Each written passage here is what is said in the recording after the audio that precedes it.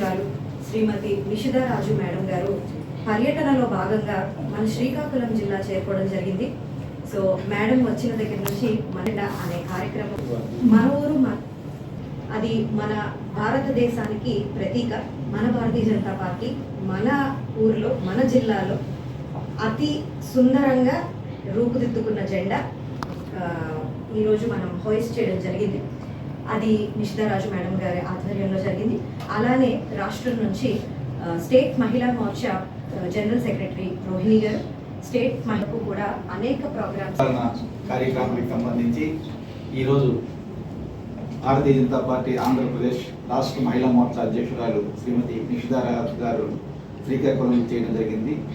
ఈ కార్యక్రమానికి ఆవిడతో పాటుగా రాష్ట్ర Mahila Morcha general secretary, vice president, అలాగే సెక్రటరీ గారు అందరూ వచ్చారు. శ్రీకాకుళం జిల్లా అధ్యక్షులు తేజేశ్వరరావు గారు, అదేవిధంగా జిల్లా అధ్యక్షురాలు సింధురావు గారు, మా state Mahila Morcha general secretary Rohini, vice president Lalitha, అదేవిధంగా సెక్రటరీ సత్యనారాయణ, తర్వాత మహిళా మోర్చా కార్యకర్తలు, జిల్లా సంబంధించి నాయకులు, కార్యకర్తలు అందరూ కూడా ఇవాళ శ్రీకాకుళంలో అర్సవెల్లి సూర్యనారాయణ భగవాన్ గుడిలో 12 ఆరోగ్యంగా. When I've been roaming about in Andhra Pradesh, they are very happy the way the governance is being, and non-corrupted government also we are giving for the country. So this type of governance the people are appreciating, and also even to the farthest villages, the remote villages, every person is enjoying the benefits whatever is being given by the central government. And also number of schemes are being introduced only for mahilas.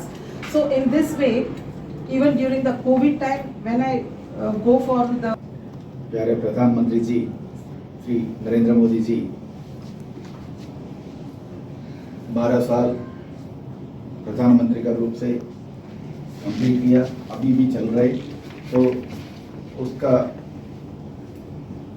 देश करके हम लोग आज श्रीकाकुलम में महिला मोर्चा का आध्वर्य में ये हमारा भारतीय